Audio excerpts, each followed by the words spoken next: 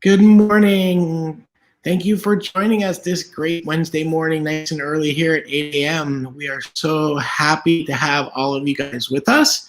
I am so excited today to have one of my great friends with us, joining us, talking about an amazing product that I know that will transform everything that you're doing in your classroom. So today we're going to be talking about something called Flipgrid. Most of you probably have heard something about it, but may not be as familiar with it as to how to actually use it, especially with remote learning. So Ann is going to be sharing some amazing ideas here with us in just a few minutes. But just to get started, I want to go over just some of our normal housekeeping things. First of all, just keep in mind that this is live on YouTube. So this is being recorded, but it's also live. So you can join us in the chat box, and it's should be over that way, I think. And just feel free to ask all of your questions in there. We have some great minions in the chat box with a little wrench beside their names. And they are our moderators, so they'll be able to answer any questions that you might have for us. And that's mostly because we are on up to a 20-second delay. So as one of my colleagues says, we're coming to you from the future. So by the time you ask your question, we may be moved on. So there are people in the chat box to help you. We will circle back and try to cover some other questions in the end as well. So please don't hesitate to use that chat box. There are some great resources in there, some amazing people from curriculum, from ed tech, and from many other departments in there. So feel free to share all of that, all your questions in there. Also, please feel free to subscribe to our YouTube channel. You can get there by clicking our name down below. Hitting the subscribe button will let you know anytime we go live or post any videos. We really do appreciate that, and we just hope that you will continue to share our channel with everyone as well, and all of your peers and your admins. So again, today we're going to talk about creating, connecting, and innovating with Flipgrid. So it's my pleasure to introduce again one of my great friends, Ann Kozma. She is such a great person. We've met years ago at this point, and we've stayed connected through ups and downs. But she now works with Flipgrid, and she has some great ideas on how you'll be able to use Flipgrid in your own classroom and also remotely in this time of remote learning. So Ann, without further ado, take it away. Awesome. Well, good morning and hello to everybody. I'm so excited to have the opportunity to just connect with you. And as John mentioned, I work on Team Flipgrid as one of the educator innovation leads. I was a classroom teacher in Southern California for many, many, many years. And then I was a teacher innovation coach. We call them teacher on special assignment in California. So my job at Flipgrid is to be a teacher helping teachers. And I'm so excited to just have the opportunity to share our platform with you, how you can use it, not only to connect, but to create and to have that community thrive, no matter what time or distance there may be in your remote learning situation. So what I'm going to go ahead and do is tell you my goal for the morning is to share the platform, and we're going to talk about some resources that we have available. You can see on the screen, we're starting at the flipgrid.com website. And what I'm going to do is navigate through some of the resources and let you know what we have available for you as means of support. And then I want to show you what it looks like from the student or participant side when you go to a grid and what it looks like. And then we're actually going to dive into the platform, and I'll cover everything you need to know for how to get started with your grid and adding topics and sharing it with your community. Share some best practices that you might want to be aware of as you're facilitating this sort of situation in your remote learning or hybrid community. And then field any questions. So that's my goal for the morning. And what I'm actually going to do is shift up to the website. So if you notice on the screen, we're at flipgrid.com, and that's where you can begin your journey. If you've never started at Flipgrid, you're going to notice in the top right corner, there's an educator sign up button. You can click on that. And I want to start out by saying Flipgrid is 100% free. We joined forces with Microsoft a few years ago, and they believe in the mission of empowering others. So they released this free for everybody on the planet. It will remain free for you to use always. And it's a great place for you to empower authentic voice, whether that's in a classroom community, a home learning community, a remote learning situation, and beyond. But the magic happens when students share short, awesome videos. So friends, on this screen also, you're going to notice a few resources linked immediately at the top. So if you'll notice, I'm going to zoom in on it and just show you, you have a few shortcuts right to our remote learning resources. Additionally, there is a link just to our Flipgrid resources next to that educator login button. And I mentioned I'm going to start by sharing some of these resources simply so you know what is available. This remote learning with Flipgrid resource is the central hub for all of you as you're being impacted by what's going on around the world with COVID-19. But on behalf of Team Flipgrid, I want to mention that our entire team is always here to support you.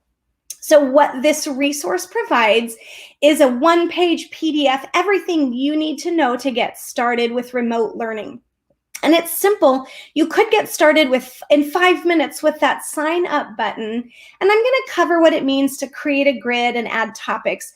But think of your grid as your classroom. I taught first grade in room 4, so I always use room 4 as an example. But the idea is create a grid community and then have your students respond to topics, which are individual activities, assignments, discussions. So whether it's a daily learning reflection or a morning meeting or a check-in from home or sharing a reading reflection or participating in something like a pet parade or a talent show or any academic content that you're wanting students to reflect and share on.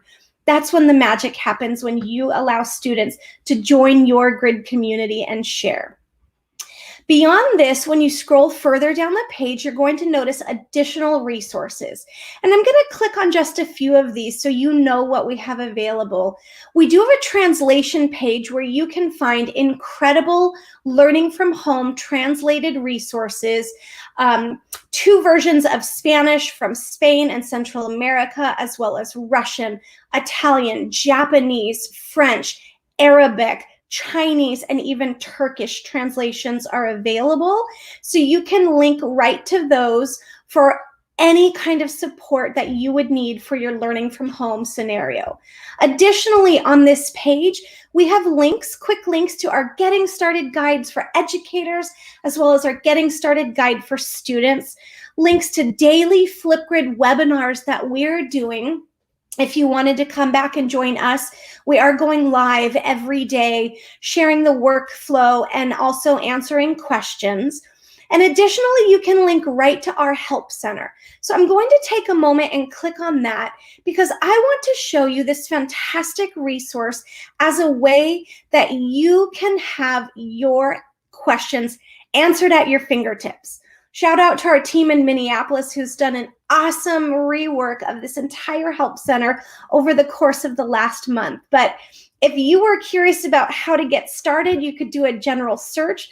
But what I want to point out is when you scroll further down the page, you're going to see links to our most popular help articles, including that Getting Started resource for educators, as well as a Getting Started resource for students, information about Flipgrid being free, how do you record and submit a video. So I'm actually going to click on one of these and show you. I love sharing the help site when I get started with the PD because these are bite-sized resources with every answer that you need. There's a quick video or a GIF usually that's attached to it. And then you'll see some very simple step-by-step directions that tell you exactly what you need to know. And that's it. They're like bite-sized help resources. So I love sharing this resource. What I'm going to do is close this tab and come back to this Help Center page and just show you that if you're looking for information beyond Flipgrid basics, support for educators or students, if you're having some technical issues, definitely feel free to click on these links and find resources, as well as additional featured articles. And if you have more questions, a quick button to help you get connected. So friends, I talked about a few resources, and what I'm simply going to do is come back into my browser tab at flipgrid.com. Here we go. And what you're going to notice as mentioned, was that remote learning link right at flipgrid.com. And there's one more that I'm going to point out. It's that resources tab. So when I click on that, it's going to be our Flipgrid resources also at your fingertips. That getting started guide, an additional link to the remote learning with Flipgrid guide, links to that professional development right back to our help center, and then a series of integration docs, which are grade and content specific resources.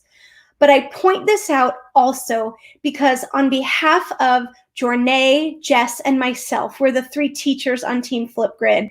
And I mentioned when I got started, we're here to support you. So you definitely can use our contact information. You can always find us on social connected at Flipgrid, whether that's Instagram or Twitter or Facebook communities. Please reach out if we can help in any way. We're teachers helping teachers, and we are here to support you. All right, so what I'm actually going to do now is come back to the Flipgrid website and show you what it looks like when you get started. I mentioned that a grid is your community. It's your classroom. It's whatever group of students you want to engage in a learning activity or discussion. I taught first grade, room 4, so oftentimes I used my name when I was giving my grid a community title.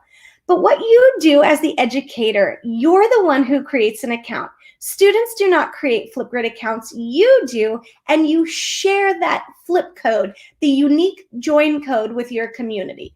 So what I'm going to do is type in the word certified, and I'm using this as a code to get to a grid. This is the Flipgrid certified grid, and you'll see that it loads in just a moment. And what you're noticing is a discussion prompt, an activity, an assignment, that topic that you want somebody to respond to. This is what it looks like from the student or participant side when you invite them to a grid. And you'll see right down here is the prompt. That's that directions, if you will, whatever you want the student to know and respond to. So this is asking about why is student voice important? How do you amplify and empower your learners? But I'm going to scroll down and show you that every unique smile, every individual person on this grid represents ideas, knowledge. It's a unique voice that is shared. And when you click on one of those pictures, it will launch the video that this person has added to a grid. And you can see it's thriving. It's an exciting place of voice, irregardless of time or a geographic location. So we will get further into what it looks like to add a response to a grid, but I wanted to give you that quick visual as we get started. And what I'm going to do now is simply come back to flipgrid.com, and I'm going to go into my platform and show you how to get started. All right. I'm also going to share some best practices just regarding pedagogy or practice that you might find valuable in regards to how you use Flipgrid in your community. So when you come into the Flipgrid website, what you're going to see is you're inside your educator admin. This is your teacher account as you get going. And you'll see across the top, there are a few tabs: my activities, my grids, mixtape, Grid Pals, Disco Library, and Shorts. But if you notice, we start right here in the My Grids section. To me, this is home base. This is where you land when you come into your educator account on Flipgrid. And you can see right away, I have 140 grids already created in my account. You do not need to create 140 grids right away. You can simply start with 1. So what I'm going to do is show you the big colorful rectangle on the screen that says Add New Grid. That's how you get started. So when you click on this, you're going to see the grid launchpad. And it starts with, let's make a grid. So maybe right now, my goal is to have students share some book talks or reflect on pieces of literature or books that they're engaging with at home during this remote learning time. So for this sample demonstration, I'm going to give my grid, and I'm going to call this Reading Connections. All right, and maybe I want to go so far as to identify that this is for April 2020. And friends, once you give your grid a name, you're going to select a grid type. And I'm going to take a moment and talk about grid types because this is valuable information for you to have as educators. You must determine which grid community type you want to use because you as the educator always remain in control in terms of who has access to your grid. So if you are utilizing a school email domain, I believe Google Suite for Education is what you are using. If you are using Microsoft as a school email domain, that is when you would choose this grid community type. And what that means is you're sandboxing your community to that school domain. So only students or participants who have that email domain will have access to your grid once you share a flip code with them. If your students do not use a school email domain, or perhaps they're younger scholars, pre-K through second grade, who might not be familiar with using a school email domain, we would encourage you to use what's called a student ID grid type. And the student ID grid type allows you as the educator to either manually roster your student list simply by inputting their first name, last name, or initial, and then a unique identifier for each student. And the cool thing about this, especially for young scholars, that ID can be as simple as 2 characters. So if you use classroom numbers, a lunch ID, or something that the students are familiar with, even their initials, it can be a very simple, unique identifier for young scholars. Additionally, we have a public and PLC grid type. Perhaps you're connecting with your grade level team, or an administrator wants to have a staff grid where you can share words of encouragement amongst your community. Maybe you're hosting a professional reading book club or sharing something even with your own family and friend community. We would encourage you to utilize that public or PLC grid type. But if you are using a Microsoft or Google school email domain, we definitely would encourage you to use that school email domain grid type. All right, when I scroll down, you notice a flip code. That's the unique join code that is automatically created for your grid. This is what you will share with your community to invite them to add a response. Now, you'll notice one has automatically been created. So I'm going to call mine Kozma Books. Looks like I've already used that one before. So I might call mine Kozma Books 2020. You as the educator can customize this flip code. And if you want it to be unique or memorable to your grid community, definitely customize it. I'm simply going to click Next. And you'll notice now I must include my school email domain. Whatever account you've signed in with will automatically be added, but I want to point out if your students have a different domain than the educator domain, be sure to include that as well. So I'm going to show you how you can simply add more than one. And this, again, if your students have a different domain than the educators, be sure to enter both of those domains. All right, so once you add your school domain, simply click Next, and awesome, your grid is ready. Now, friends, this screen is important because this is where you can kickstart your discussion. You have all of these options right at your fingertips, and it can be as simple as copying and pasting that unique URL somewhere.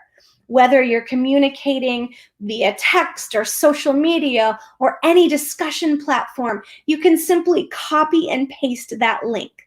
Additionally, if you're wanting to, you can grab the embed code. If you're utilizing Microsoft Teams, you can share directly to Teams. But I want to point this out. As your district is utilizing Google Suite for Ed, we have a direct share to Google Classroom option that might be of particular interest to you. Additionally, if you're using a tool like Remind, you can use any of these shortcuts. And so on this screen, it says an introduction topic has already been created, but let's go to your grid. So I'm going to click on that button and notice the grid is launched. Here I am. My grid details include reading connections, April 2020, and you can see that one topic right here, Say Hello on Flipgrid, has already been created for you. Now, This introduction topic will be added to every grid you create, and you can use it if you want to, or I want to actually go through the process and show you how to start adding your own topics. And you'll notice that same colorful rectangle on the screen that says Add New Topic. So when you click on that, what you're going to see is in a few simple steps how you can create your own topic. So I created a grid called Reading Connections, and I might say week 1 text connections. And perhaps I'm working with my reading community about making text to self or text to world or text to media, any kind of reading connections while they're at home. And friends, you simply give your topic any title, regardless of a learning goal, an outcome, anything you want based on your community goals. I also want to show you that you can adjust the recording time from 15 seconds all the way to 10 minutes. Now I'm going to take a moment and say, as an educator, be mindful about the length that you allow for your recording time. This would mean this is how much time students have to add a response. And perhaps 1 minute, 30 seconds is appropriate. Perhaps 30 seconds is appropriate. Or if you want, it could be a 5 or 10 minute presentation. All right. I think for a book talk, I'm going to go with 1 minute. And now I'm simply going to add a prompt.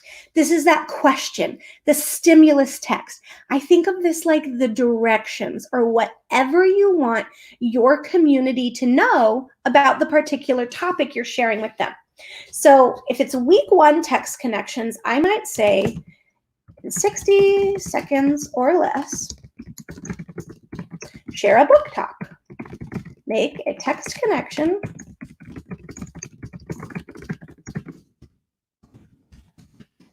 Make a text connection and talk about how the book impacted you. Now you have up to 500 characters to create a topic prompt. I love using emoji bullet point lists in my topic prompts. You could use descriptive, ordinal words. First do this, next do this. Your topic prompt can be as simple or as sophisticated as you want it to be. And to show you, you can further customize it. I'm actually going to bold some text and point out that you can underline, italicize, or even hyperlink resources in your prompt. Beyond that, you can add what's called a topic focus. And these are different media options you have that you can engage your community with. So perhaps you're teaching young scholars and you want to do a sample or you want to share the directions. You could record a video and have that play right there when they launch the topic. Additionally, you could upload a video, add a resource from YouTube or Vimeo. If you have an image that you want to use, or perhaps you've created like a graphic in a Google slide deck and you've taken a screenshot, you can upload that as an image, add a Giphy, and I'm simply going to go in and add a quick emoji. I'm going to go ahead and search for a book and see what comes up real quick. Looks like I'm having some internet traffic real quick and it's not loading.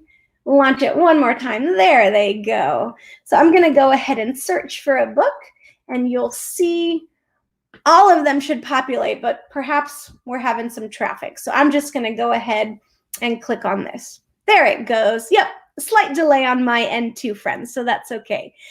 And listen, it's that simple. With those 4 topic essentials, you could create your topic.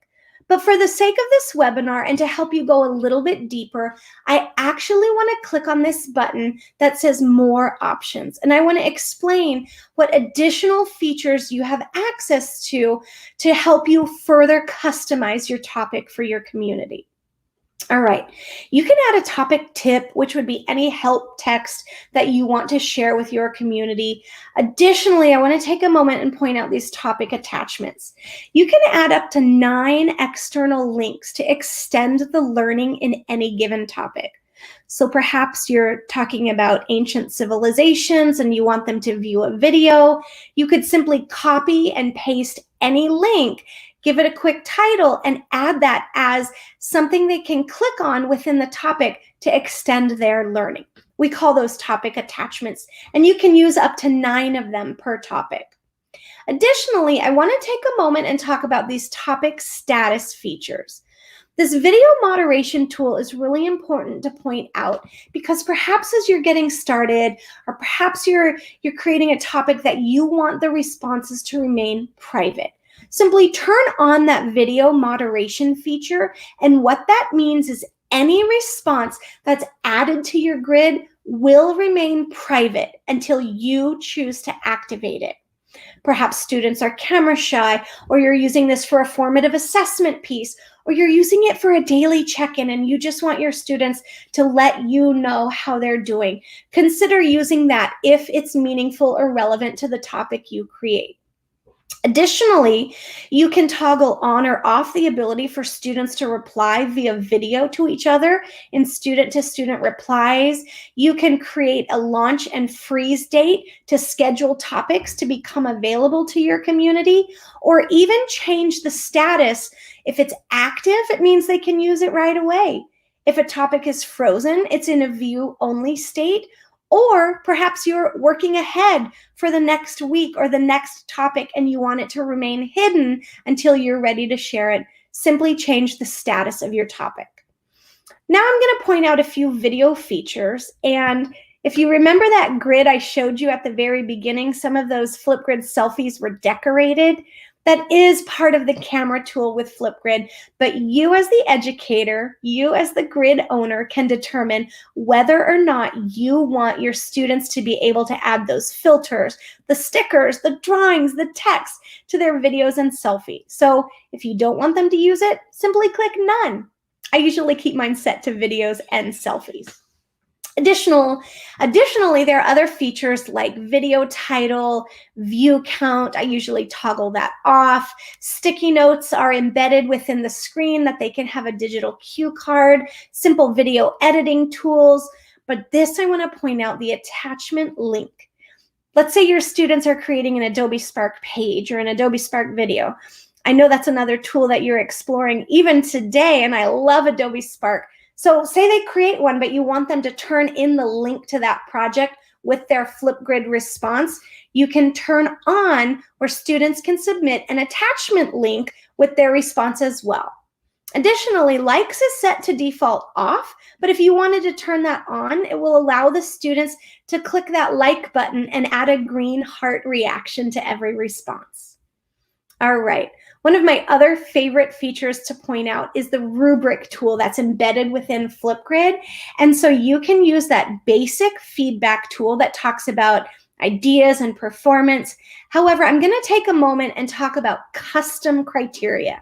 And you can see on my screen, I've created some emoji rubric tools, like a new example, a rad noodle doodle was a sketch note topic that I had, some thank you. But if you want to add a criteria, you simply go in and set your own custom criteria and have a minimum score or a maximum score. So of course, if you want to use that tool, it's available for you. And then what you would do is simply create that topic. And notice your topic is ready. Friends, we've seen a screen similar to this already when we created our grid. And I want to point out that every unique topic has a topic flip code as well. So you can send them to a grid or send an individual topic. You have those same social sharing options, whether you want to share it to Teams, send it directly to your Google Classroom, share it on Remind, or simply copy and paste that topic URL and share it with your community.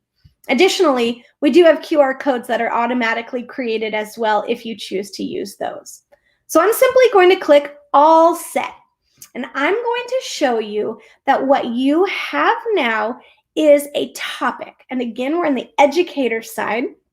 You can see I have set this up for week 1 text connections. There is the discussion prompt. It says in 60 seconds or less, share a book talk, make a text connection, and talk about how the book impacted you. And on my educator side, I see I don't have any responses yet. So you can kickstart the discussion by sharing that topic. You'll notice this blue share option at the bottom of the screen. Additionally, you also have it at the top. But I want to show you a trick. When you hover over this flip code, you'll notice a quick shortcut to allow you to view the topic as a student as well. So oftentimes I just click right on that. Remember, I set it up, so I have to authorize in. I'm choosing my account. This is what your students would do as well. They authorize in based on your school email domain. Here we go. And this is what it looks like when they go right to that grid. Okay, we've seen it from the teacher side, but this is the student side. And I want to point out something that's a powerful tool embedded throughout Flipgrid you might not be aware of. Do you see this blue circle icon right here? When we zoom in on it, it says Immersive Reader. And so what the Immersive Reader is, and I just froze my screen by zooming in too much. What the Immersive Reader is a Microsoft Learning tool that provides a visual and audio support for your students. I'm going to go ahead and relaunch this simply because I froze myself by zooming in too much. So the Immersive Reader, as mentioned, is a visual support fully embedded throughout your Flipgrid community, but it's available when you launch every topic as well. And I'm going to go ahead and click on it for just a moment and show you that when this launches, what you're going to go ahead and see is the ability for a topic prompt to be read aloud. You can play it if you want to. You can change the voice settings. This is awesome. Supports not only if there are visual or auditory needs. Additionally, I taught in a community that 87% of my classroom population was an English learner. So if you have pre-readers or emerging readers, this is a fantastic support for them as well. Likewise, you have different text preferences if you wanted to increase the text size, change the font, or utilize a high contrast or low contrast support. If there were visual needs or different criteria a person wanted to set for themselves as they viewed a topic, they can. Additionally, you can toggle on parts of speech, syllabication, etc. The cool thing about this, within the reading preferences, you have that line focus. And I want to point out that if somebody wants to, they can use a picture dictionary that's embedded within the Immersive Reader as well. Plus, if they wanted to translate the prompt, they could choose from over 60 languages to translate by the language of their choice. So this is just a powerful tool that is built in to Flipgrid, and you can see I'm clicking on a few of these examples to show you what a powerful resource this is, and it's available simply by clicking on that little blue icon. All right, let's actually add a response, and I want to show you what the Flipgrid camera is all about from the student side. So the big green circle with the plus sign says add a response, and it launches the camera, and you'll notice across the bottom all of these awesome creation tools. So whether or not you want to change, maybe we're doing a mystery book talk and you have your book and you give some descriptors about it, and then you ask people to guess if they know what the book is, change the theme or tone simply by toggling any of these filters. I love this super cool one. Now you also can add different text on screen. So I'm going to say Ann Kozma's book talk, and I'm going to show you that you can manipulate the size and the position of the text. You could have an entire paragraph on the screen if you wanted to, simply by using that text feature. Additionally, you can add stickers to your response. So I'm going to do a quick search for a book. I know we're experiencing a little bit of a lag here, but that's okay. I'm going to go ahead and add that book sticker and change the direction, move it around on my screen. Maybe I put it right over here, and allow your students to create any kind of scene, any kind of text-based, emoji, sticker-based, creative-based response. You also have a drawing tool, so I'm simply going to go ahead and make an arrow pointing right here to show you that you can draw on the screen. You can create before you record or create while you're recording. Additionally, there is a whiteboard and a blackboard mode if you wanted to toggle between those, or simply clear your board or import your own photo as a custom sticker. So these are all options that exist within the Flipgrid camera. And again, you can be as creative or not use them to have it as simple as you want. It's within however you choose to create. All right, I'm gonna go ahead and click that red record button and get started. But what happens if you've already forgotten what the prompt is? Do you see some of these additional buttons on the screen? This is my prompt right here. I'm gonna go ahead and move this over. My week 1 text connection says, in 60 seconds or less, share a book talk, make a text connection, etc. And I just so happen to have my book, so I'm gonna use it right here. Here we go. My name is Ann, and I wanted to share about this book, Anne of Green Gables. And the cool thing is, it is a graphic novel. So one of the connections that I've made to this is, and then I'm going to pause it for the sake of this demonstration and simply tell you, any response, any reaction, whatever the prompt is, your students would add a reply based on that topic prompt. So how do I turn this in? How do I get to the next screen? In the bottom corner, you'll notice that next button, and you toggle on. My name is Ann, and I wanted to and I'm gonna go ahead and pause that, and I'm gonna actually hide my topic card and show you when I click right on here, I can make simple edits, adjustments. I can trim the end if I need to. Yep, I'm ready. I'm good with this. I'm gonna confirm. But I clicked that add more button, and I'm going to do a tiny bit more talking. For the sake of this demonstration, I'm simply showing you, you can add more segments to a response. All I did was just click pause. Now I'm recording a little bit more. So however you want to use these features built into the Flipgrid camera is how you can customize any creative response to your topic. All right, friends, I'm gonna go ahead and click next. I'm gonna click next one more time, and I'm gonna simply take my quick selfie and click next. And then what happens is I have the ability to submit my video. If I want to, I can add a title and click submit. Congrats, my response has been added to the grid, and you'll notice there it is. Again, this is the student side. I do not have this topic moderated, so my responses immediately post to the grid. And if I go back to my other tab, I'm going to click refresh and show you as an educator, I now start to see my student responses coming in. And when I click on this as an educator, I can make a few adjustments if needed. I have that feedback tool. I can add private feedback via video, comment feedback, share that link with my students, and I have a few editing options and sharing options as well. So that was the quickest demonstration of how to create a grid, add a topic, and add a response.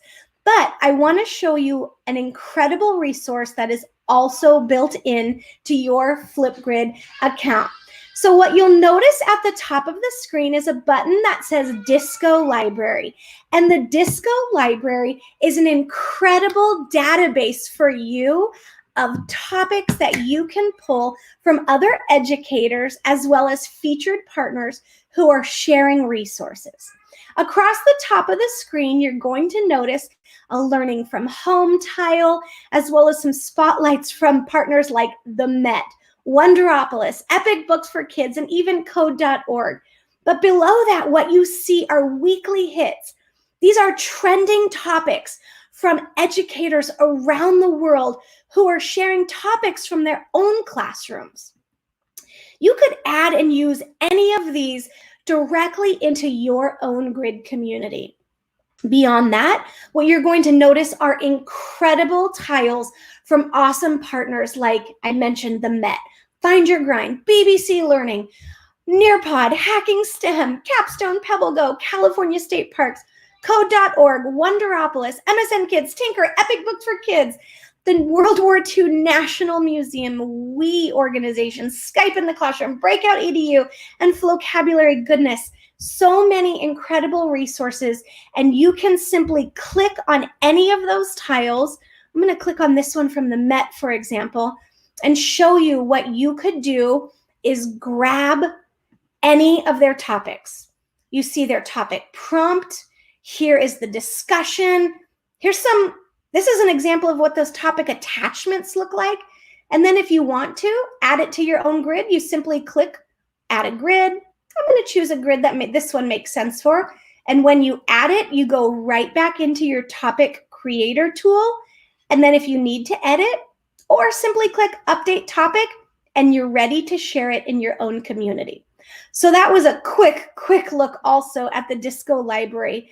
But if you're just getting started, please know this is a great place to come and get some ideas. If you are thinking, hey, I could do this.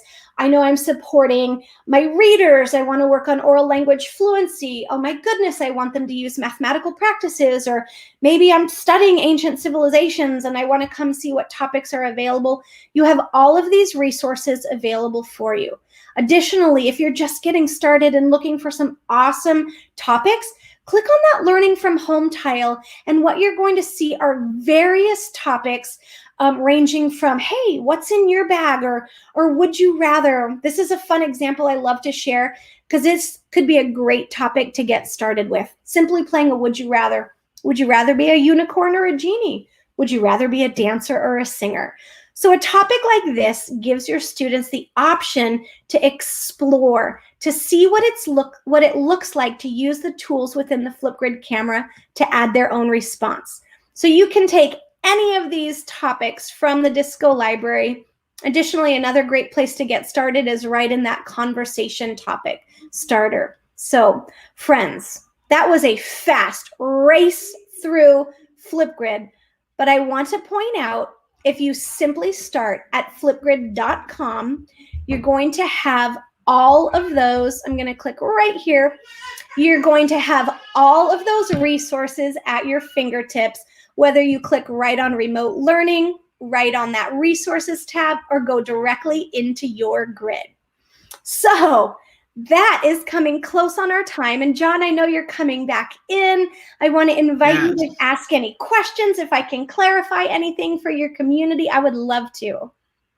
Wow, thank you so much, Ann. The comment box has been flying by. I think you have inspired so many people. Just the ideas that have been sharing throughout your presentation have been awesome. Oh, awesome. Yeah, so just a few that I saw pop by, and some you may not know the answer to. I told them already we may need to follow up. Okay. It seems like we have a few what we call speech language pathologists. I'm sure you're familiar with that term. Yeah. In our chat, they are more concerned is, does everything meet the HIPAA standards, which is more the medical stuff. Absolutely. So I don't know if you're familiar with HIPAA stuff. If not, we can always follow up with them. But I think that's a big one that, you know, I know that you guys are part of Microsoft and that I'm sure all of their policies apply as well. Absolutely. And so this is what I say regarding like IEP restrictions, 504 guidelines, any kind of things. If you're working as a specialist, you definitely can reach out to our support team to get a more tailored, customized answer, criteria for your unique situation. But I do want to point out within that help center, if you were to search on privacy, what you're going to see are the different privacy features that are fully embedded throughout. And as John mentioned, yeah, you know, industry standard Microsoft security features embedded throughout, but ways that you can find more about FERPA, COPA, the GDPR compliance. Regarding HIPAA, I would encourage you to reach out to our support team and our head of customer success. Kevin could respond regarding HIPAA, you know, criteria, but you as the educator remain in control of that. And I would encourage anybody in a specialist position to have a private grid for that unique student. I would not have a public grid. I would create individual grids. Good idea. Yeah, just as one way to further ensure, because I mentioned that you as the educators are the ones to create accounts, and as the educators are the ones who invite people to your grid community. So you always remain in control of who you are giving access to the grid. And if it's regarding student privacy, individual learning goals, that IEP or 504 criteria, I would go with a one student grid and share that privately with them. That's a great idea. Great. But too, for those who asked the question about HIPAA, please also feel free to reach out to their support site and just check in on that. I think that's it. I think it's very powerful for speech language, getting the students' natural voice and seeing them as they're speaking. They're powerful, especially now when we're not being able to sit across the table from them. So thank you. Sure. Another question is, are there any topics in the Disco library that you know of on learning Spanish or beginning ELL? Absolutely. So the cool thing about this, you said beginning ELL, and I want to point out in the Disco library, one of the things that I've noticed over the last handful of months, I want to see if any of them are right up here. The state of Texas actually has created educators throughout Texas. I'm not seeing one come up, so I'm going to search it. TELPAS. I know that is their state assessment for English language proficiency. But what I'm going to do is toggle on one of these, regarding this TELPAS, and you can see this is being used almost 2,500 times, 1,526 times, and they've identified it based on their state test name for English language proficiency. But if you're teaching English learners, you're wanting to use that grammatical structure or provide that oral language fluency component, you could create any topic with that specific, brick and mortar structure to have them practicing, or find topics by fellow educators. But regarding that language learning, I love sharing that one of the subjects is language learning, and you could toggle on that. It will filter based on that. You'll notice it won't be 14,000 topics anymore, but you could create a topic in any language. So this one may be you're starting a beginning world language with Spanish 1 in high school. I'm going to see if I can find another example real quick. Here's a Mandarin Chinese, escapada de fin de semana, different topics that anybody is using. Awesome. Yeah, so absolutely. And these are things that a teacher could take and maybe adapt as well and create their own grid. Absolutely. So you can see what you would simply do is you can search for these topics. And friend, I love to say, let's work smarter, not harder. So if you spend maybe 5 minutes looking in the Disco library, chances are you're going to find 5 to 10 to 20 topics. You're like, that works for me, that works for me, that works for me. And you simply can take that topic. You do not get that teacher's student videos. You only get their topic template, and you bring it to your own grid community. So this is an example of past tense verbs. So many speaking French, mi familia, just tons of different, this like trabalenguas, right? Is this tongue twisters, right? Tons of different topics based on world languages. So yeah, you can definitely find those in the Disco library, or if you're teaching a world language, write the topic in that language to support your scholars as they are studying and learning that as well. Perfect. I think it's also important to point out right where you are right there, if you want to scroll down just a hair. Yep. You also have the audience, so you can narrow it down by grade level. Yep. So this is searching all of the Disco library. You can do by grade level. You can do by whatever, by subject, and then drill down to a specific topic in language arts for elementary. Absolutely. Yep. And John, as you're sharing that out, I love to click on these column headers, like the engagement used. So if you click on that, it's going to actually filter based on the topics that have the most engagement and have been used the most. So maybe, you know, this one has been favorited 843 times. It's a topic that a lot of educators are using. So that's something that I always go in and do just to simply narrow my field even more. And it's important to remember that all you're getting is the topic prompt here. Exactly. This will allow you to copy it to your grid to share with your students. You don't get any of the videos that come with it. Correct. I think a lot of the answers, there were some questions about French Creole, Haitian Creole. I know that's a big language here. Ann is actually joining us from South Florida right now. She's just outside of Miami. So I did see, I think in your remote resources, it was showing it was translated by people. I'm guessing those were volunteers that Absolutely. Yeah, they're volunteers from the community. So if you're looking for a language and we don't have it, we would definitely love to connect with you and see if that's a possibility. But they definitely were just volunteers from the Flipgrid community that said, oh my gosh, this is a language from my community. I would love to make this. So reach out. Thank you. Yeah. So please feel free to reach out. Thank you, Craig, for putting Ann's Twitter account already in the chat box. That's awesome. Early in California. Thank you, Craig. And hi, friend. Ann is such an awesome presenter, as are all of her colleagues with Flipgrid. But I know we're a little over, but I do have a couple more things I just want to share with our group. If there are any questions, please feel free to keep asking them. But I just want to share some of the awesome things that are coming soon. You heard Ann already talk about Adobe Spark. Her good friend and my good friend Tanya Avrith will be joining us again this afternoon to share Adobe Spark with everyone. So please feel free to join us at 2:30. We are also going to share some important updates to Google Meet that are coming soon at 11:30. So that'll be at 11:30, just a short half an hour lunch and learn. But we've got some other topics this Friday. Yes, I know Friday is a holiday, but we have to work at the district level, 12-month employees. So we figured what way to work, but share more time with you guys. So we're going to be doing Google Sheets and Google Forms on Friday. We're going to be doing Google Slides, and then you asked for more advanced Google Docs as well, so that's on Friday as well.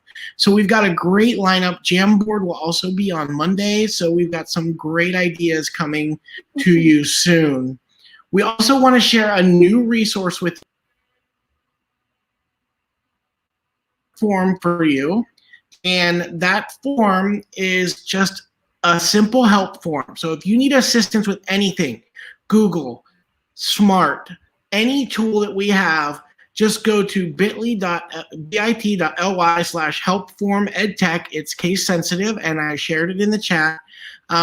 Please feel free to share that with everyone you need. Any ed tech help, we are asking you to fill that out, and you'll get an answer very, very quickly. It's going to go to a lot of people at once, and that way we can meet as many needs as possible. So please feel free to use that form, bookmark it, share it with everyone. Otherwise, Ann, if there's anything else you want to share before we sign off. I just want to say thank you. Thank you for inviting me to come and share with your community. But on behalf of all of Team Flipgrid, I want to say thank you to every educator, every family member, every friend of EDU, our entire global community of people helping people right now. So we are here as a layer of support. Please reach out. You can get connected on social. If you want to look up the hashtag Flipgrid for all, there are ideas every day from around the community of educators and what they're doing. We're all better together. So on behalf of Team Flipgrid, thank you for doing what you're doing to support your community, to encourage your community, and to connect with your community. And thank you so much for having me. Thank you so much.